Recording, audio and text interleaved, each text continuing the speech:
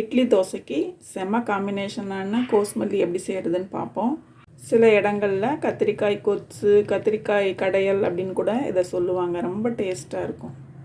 கத்திரிக்காய் இந்த அளவுக்கு எடுத்தோன்னா போதும், 4 பேர் சாப்பிட்ற அளவு செய்யலாம். 2 பெரிய கத்திரிக்காய் பொடியாக நறுக்கியிருக்கோம். உருளைக்கிழங்கு இந்தளவு எடுத்தோன்னா போதும்.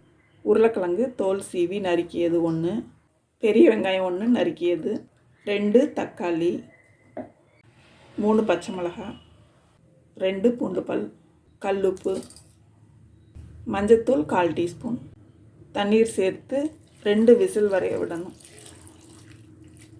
நல்லா குழைவாக வேகணும்.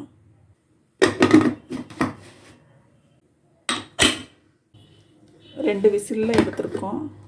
நல்லா வெந்துருச்சு. தண்ணீரை வடித்து எடுத்துட்டு மசிச்சு எடுக்கணும். தண்ணீரோடு மசிச்சோன்னா சரியாக மசியாது.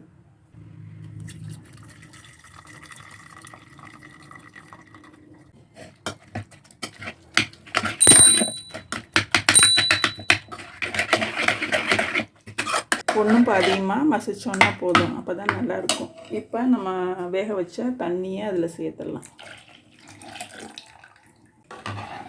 இதை தாளித்து ஒரு கொதி விட்டோம்னா ரெடி ஆகிடும்.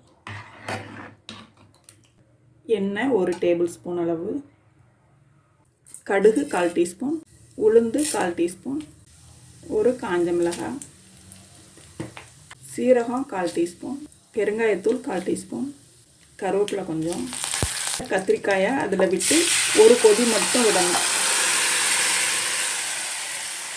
ஒரு கொதி வந்துடுச்சு. இப்போ அடுப்பை ஆஃப் பண்ணிவிட்டு மல்லித்தலை சிறிதளவு சேர்த்துடணும்.